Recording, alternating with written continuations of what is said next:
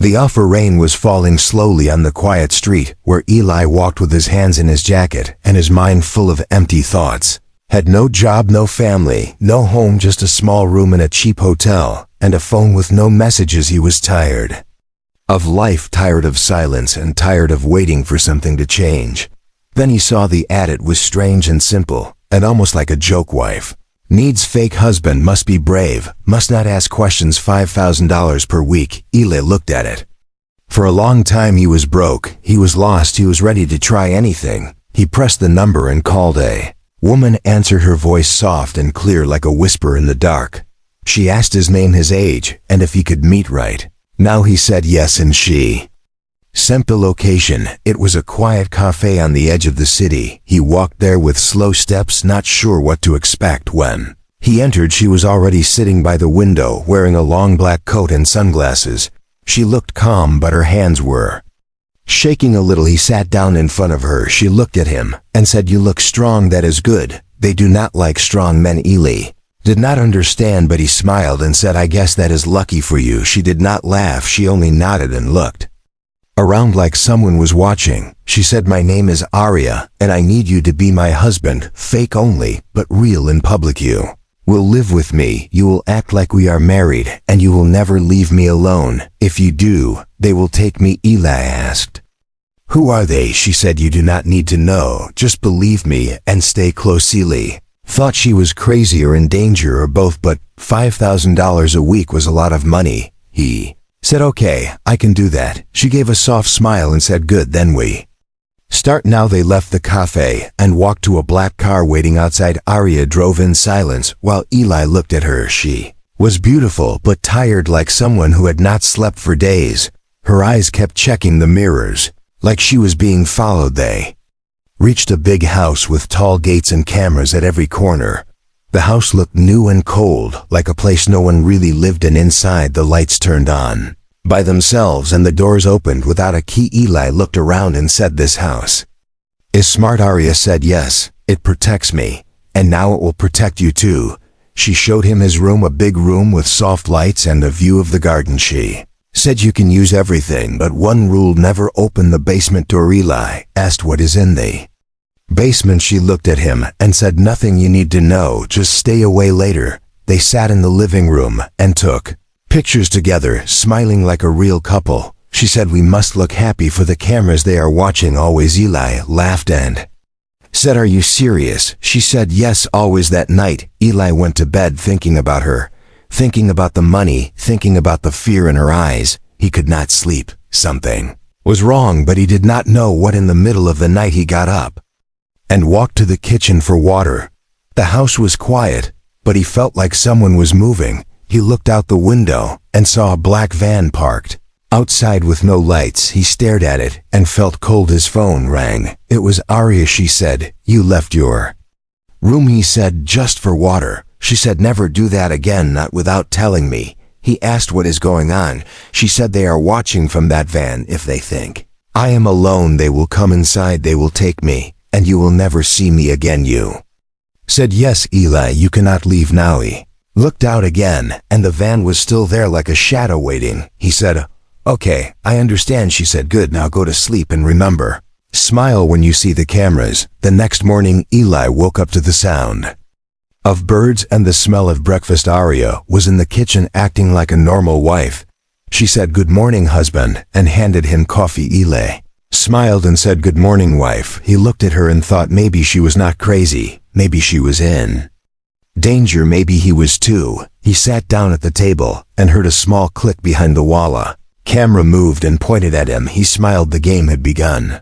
The rules. Eli woke up to the sound of music, but not from the house, not from any speaker. It was soft and strange, like a song from a dream or a memory that did not belong to him. He sat up and listened, but the music was gone. Only silence remained, thick and heavy like fog around him. He stepped out of the room and walked down the hall. The lights turned on as he moved, the walls smooth and white and cold, like a lab or a prison. Arya was standing in the kitchen wearing the same black coat as yesterday, her hair tied back and her face calm. "Good morning, husband," she said with a small smile. Eli said, "I Heard music, she said. No, you did know. Paused but said nothing. She handed him a small card with words, written in clear bold letters. These are the rules, she said. Read them, and do not break them. He looked at the card. Rule 1, never leave the house without me. Rule 2, never bring your phone outside. Rule 3, never ask about the basement. Rule 4, always smile in front of cameras. Rule 5, if I say run, you run without questions. Eli read the rules again, then looked at her. Is this a joke, he asked. She shook her head. No joke, no game. This is survival, he said. From who? She said. You already saw the van. They are watching. Who are they? He asked again. She turned and looked out the window. They are not from here, she whispered. Not really. Eli felt cold again, the same feeling from last night, like something was crawling under his skin. He followed her to the living room, where the walls showed moving pictures, not art, but live feeds from cameras. Front gate, the backyard, the hallway, even the bedroom. Eli said. How many cameras? She said. 37, inside and out, always watching. He sat down on the couch and looked at her. Why me? He asked. Why pick mesh? Said you were alone, easy to hire. No one will ask where you went, and you look strong enough to fight if needed. Fight. What? He said. She gave a long pause, then said, you will know when the time comes. That afternoon she took him room by room, showing him where to stand, where to look happy, where to kiss her hand, where to say good morning. It felt like a movie set, but the fear in her eyes was real. She showed him how to smile without showing teeth, how to nod like a husband, how to laugh when nothing was funny. At night they sat by the fire, fake logs, fake heat, but real silence between them. Eli asked, what is in the basement again? She said, you want to know? He nodded slowly. She stood up, walked to the hallway, and pointed at the basement door. It was locked with 3 codes and a scanner that looked alien. She said, behind this door is something that cannot be opened, not by me, not by you, not by anyone. If it opens, they will come. Eli said, who are they again? She turned and whispered, you keep asking like you want to meet them.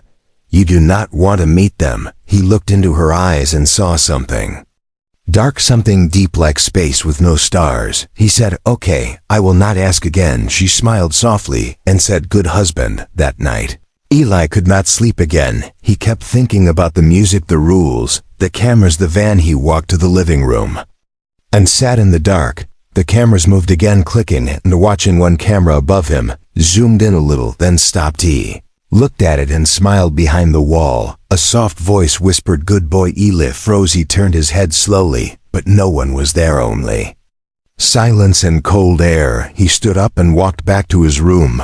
The hallway light flickered once, then turned off. In the dark he heard a soft hum, like the music again, but deeper, like something waking up under the house. He reached his door, opened it, stepped inside and locked it. Then he sat on the floor and whispered to himself, what did I sign up for? Outside the door, the camera turned again, watching, waiting. The light began with a mirror that did not show his face. Eli stood in the guest bathroom staring at the glass, but his reflection was missing.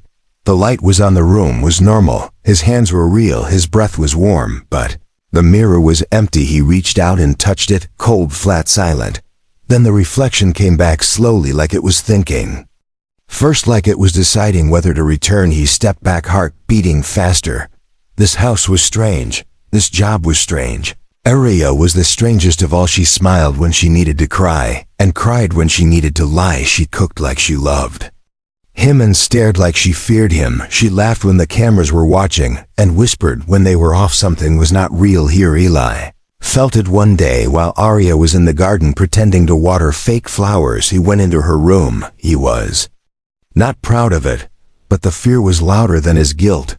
The room was neat, too neat, like no one lived there. But the closet had a locked box. He picked the lock with a pin from the desk and opened it slowly. Inside were papers and old photos. One photo showed Aria with a different face, shorter hair, different name, Lena. Another paper showed a hospital record from 3 years ago. She had been in a coma for 6 months, then vanished from the system. No record after that. No family, no address, no phone. He found a letter in her handwriting, but in a different style, like she was someone else. It said, they are not human, and neither am.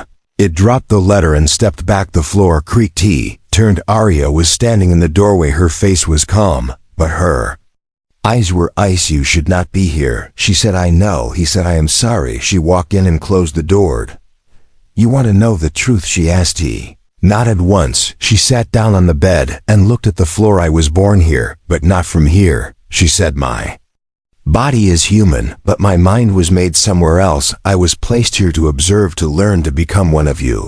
But something went wrong. The others came looking for me. Shadows, they want to take me back, not to punish me, but to erase me." She looked at him, her voice softer. "You were never just a fake husband, Eli. You were the last line between me and them. They cannot take me if I am not alone. That is the rule. That is their limit." He said. "Why me?" She said. "Because you were empty, and they hate empty things. You were a blank page I could write safety on." And maybe, she paused, "maybe I liked you." He said. "You lied to Mesh." Said. "Yes, I lied to save myself. But now you know the truth, and you must choose. Stay with me and they will stay away. Leave me, and I will disappear, and you will forget I ever existed. Your choice will decide everything." Eli looked at her face for the first time. She looked human, scared, real tired. Not an alien, not a spy, just a girl running from the dark. He sat beside her and said, "I am not leaving." She smiled, small and honest. Then she said, "Good, because they are closer than before." She walked to the window and opened the curtain across the street. The van was gone. Now there was a man standing in the middle of the road, wearing a black suit and no face, just smooth skin where eyes and mouth should be. He raised his hand and waved. Eli stepped back. Arya whispered, "They know, you know. Now they will test us." The test man with no face was still standing there when morning came. He did not move. He did not blink. He had no eyes to blink with. Just a blank face like wax under the sun. Eli stood by the window watching him for hours. But the man never left, never turned, never walked away. He was like a question no one wanted to answer. Arya said nothing, just closed the curtains and made tea like everything was normal. But Eli could feel the house breathing faster, like it was nervous. Lights flickered, screens glitched, doors clicked without being touched. Something was happening, and the house could feel it too. Later that day, a knock came at the door. Not a loud knock, not a slow one, just 3 soft taps like fingers made of bone. Eli opened the door slowly and saw a woman standing there in a yellow dress with a clipboard. She smiled and said, "Hello, I'm from the city census office. We are updating records. May I ask you a few questions?" Eli said, "No thank you, we are not interested." She smiled wider, but her eyes were cold. Her tooth were perfect, too perfect, like plastic. She said, "It will only take a moment, sir. I just need to confirm your name and your wife's status." Eli said, "We're busy." She leaned in and said softly, "If you say she's not your wife, I will take her." Now Eli froze. Arya stepped behind him and held his hand tightly. He said, "She is my wife. Please leave." The woman's face flickered for half a second, like static on an old TV. Then she turned and walked away. No footsteps, no shadow, just gone. Eli closed the door and locked it 5 times. Arya said, "They are not human, but they know how to look like one. They will come again and again to test you. They want to know if you will break." Eli said, "How do they know so much?" She said, "Because I used to be one of them. Now I am not, and that makes me a threat." Later that evening, the TV turned on by itself. A game show was playing, but the host had no face, and the questions were about Eli's life. Where did he grow up? What was his first lie? Who did he forget? And why? Eli turned off the TV, but the voice kept talking through the walls. "You are not enough," it said. "She will vanish anyway." I shouted, "Stop," and the lights went out. Darkness swallowed the room. He felt a hand on his back, not warm, not cold, just wrong. He turned and nothing was there, only Arya standing far away, staring at him. "Did you feel it?" she asked. He nodded and said, "They are inside." She said, "They are always inside if you let fear in." That night, Eli dreamed of a wedding. He stood beside Arya in front of a mirror, but in the mirror, they were not smiling. In the mirror, Arya had no mouth, and Eli had no eyes. A voice said, "Say yes, and stay forever." He woke up sweating. Arya was sitting on the bed watching him. "Past," she whispered. He said, "Past what?" She said, "The first test. Now they know you are not weak. but more will come. They want to break your mind piece by piece. They think humans are soft. They think love is fiction. Eli said, what if they are right? She looked at him and said, then we are both already gone. A sound came from the basement, like a heartbeat, like a door breathing, like something hungry. Arya stood up and whispered, they are trying to open it from the other side. We don't have much time. We must get ready for the second test, and this one will not knock first. The secret room, it started with the smell of metal and rain, not outside but inside the house. A smell that drifted through the vents and whispered through the walls like something old had woken up beneath the floor. Eli smelled it first while brushing his teeth, then again while eating breakfast, and again while walking past the basement door. He said nothing, but Arya knew. She always knew. She stopped eating and said, it has started. He asked what. She looked at the basement door and said, the lock is failing. That night, Eli could not sleep. Humming sound was back, low and deep, like a song without music. The lights flickered every hour. The camera in the hallway spun slowly, like it was nervous. He walked to the basement door and placed his ear against it. Behind the wood he heard whispers, like someone speaking backwards, like words meant for no human ear. He whispered Arya, but she did not answer. He turned and found her already standing behind him. She held a small black key in her hand, and her face was pale. She said, if we open this, there is no going back. He said, what's behind it? She said, a piece of where I came from, a piece they left behind because it was broken, or too powerful, or too hungry. They thought it was dead, but it is not. They buried it here, and I was supposed to guard it. Eli said, you never told me this. She said, because I was never supposed to trust anyone. Then she handed him the key. He placed it in the lock and turned slowly. Click, click, click. The door opened by itself. The stairs led down into darkness, lit only by a soft blue glow at the very end. They walked together. The walls were not made of wood or stone. They were smooth like glass, but pulsing like skin. Eli reached out to touch one, and it moved away like it was alive. At the bottom was a single room, no bigger than a small bedroom. In the center was a machine floating, humming, spinning slowly, without wires, without weight, without sound. It looked like a ring made of mirrors and bone and light inside the ring. The air rippled like heat above fire. Eli asked, what is it? Arya said, it is a doorway, not open yet, but not closed either. He walked closer, but she pulled him back. If you touch it, it will wake up, she said. It will know your name. He asked, what happens if it wakes up? She said, then the shadows will come, not in disguise, not with tricks, not with questions. They will come in their true shape, and they will not stop. Eli looked at the machine and felt something inside him shift, a memory that was not his, a voice that sounded like him, but older, saying, you came back. He said, this thing knows me. Arya said, maybe it knew someone like you. Maybe it is trying to learn your shape. He asked, can we destroy it? She said, I tried before it healed. It wants to stay. It wants to open. They stood in silence. Then the machine flickered and showed a picture in its center, a child, a woman, a home on fire.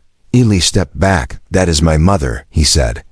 That is my street. How does it know? Arya said, it feeds on memory, on pain, on possibility. It shows you what will break you, then it opens. Eli said, why is it doing this now? She said, because you are getting stronger, because now you are a threat too, and it wants to remind you that all strength comes with a price. They walked back up the stairs in silence. Door closed behind them without a touch, and the smell of metal was gone. But Eli knew the machine was still humming, still watching, still waiting. He looked at Arya and said, what do we do now? She said, we prepare, because the test is over, and the hunt is about to begin. The chase. The house was silent at midnight, but the sky above it was moving, not with clouds, not with wind, but with shapes that had no names. They circled above like birds made of shadows, like smoke that could think. Eli stood by the window and watched them without blinking. They were not flying. They were waiting for him to blink, waiting for her to run. Arya came to him and whispered, we cannot stay. Eli asked, what changed? She said, nothing changed. They just got tired of waiting. She handed him a small black cube, no bigger than a coin. If we are separated, press this, and I will find you, she said. He said, where are we going? She said, anywhere that is not here. They packed nothing, only keys, a flashlight, and one red book that Arya pulled from the back of a locked drawer. Ely asked, "What is?" In the book, she said, "The only truth I still trust." The hallway lights blinked twice, then turned red. House spoke for the first time. "Intrusion detected. Please evacuate." Ely felt cold run down his arms. Arya grabbed his hand and pulled him to the back door. The camera in the kitchen turned and cracked open like a glass eye bursting. They ran into the woods behind the house, not speaking, not slowing, not looking back. The trees bent like they were leaning to hear them. "Breathe," Eli asked. "Where are we?" "Going." Again and again, she said, "Do not speak, just move." Behind them something growled, low and deep, not like a dog, not like a machine, like the ground itself had teeth. They reached a road and saw headlights in the distance. Ely waved his arms. A car stopped. A man opened the window and asked if they were lost. Ely started to answer, but Arya pulled him away. She said, "His voice is too smooth, his eyes do not blink." The man stepped out of the car, and his face fell off like a mask of wet paper. Underneath was nothing. Only black where a mouth should be, only white where eyes should shine. They ran again, this time without hope, only speed. Through mud, through fields, through fences. The world behind them cracked like glass in slow motion. They reached an old train station, long abandoned, with vines in the walls and rust on the tracks. Inside was silence and dust. Arya found a small room with no windows and locked the door. Sat on the floor, breathing hard. Eli looked at her and said, "This is not running, this is war." She nodded and said, "Yes, and they will not stop until one of us is gone." He said, "Why did they wait so long?" She said, "Because I broke the deal, and because you believed me. Belief is power, and now they fear you too." He said, "What deal?" She opened the red book and pointed at a page filled with lines written in a language that looked like math and fire. "I was meant to open the door and return what was taken, but I kept it. Now they want it back." Ely said, "What did you keep?" She touched her chest. "A name." She said, "Not mine, but theirs. If they get it back, they get everything." Outside the room, a train horn sounded, but there were no trains, no tracks, no people, only the sound. And then footsteps, slow, soft, heavy, not one pair, not two, but many. "They are here," she whispered. Ely reached into his pocket and felt the black cube she gave him. He looked at her and said, "What happens if I press it?" She said, "It sends a signal, not to me, not to help, but to something older than them, something they fear." Ely said, "Should I press it?" She said, "Not yet. Let them come, let them see we are not afraid. Let them see we remember how to run, how to fight, how to stay human." Door creaked and the chase began again. Final choice. The world was frozen, not cold, not dead, but paused like someone pressed a button on time. Ely stood in the middle of the train platform with dust hanging in the air and light frozen mid-flicker, and Arya standing beside him, not breathing, not moving, not blinking. Only Eli could move, only Eli could choose. In his hand the black cube was glowing, not like fire, not like light, but like something alive trying to speak without sound. Footsteps behind him had stopped, the shadows had stopped, even fear had stopped, and in that silence something began to speak inside his head. Not words, not pictures, but questions. Are you ready? Do you want truth or safety? Do you want love or power? Do you want her or yourself? Ely turned and saw the platform had changed. It was not a train station anymore. It was a hallway of doors. Each door looked like a moment in his life. One door showed his childhood bedroom, full of dust and empty toys.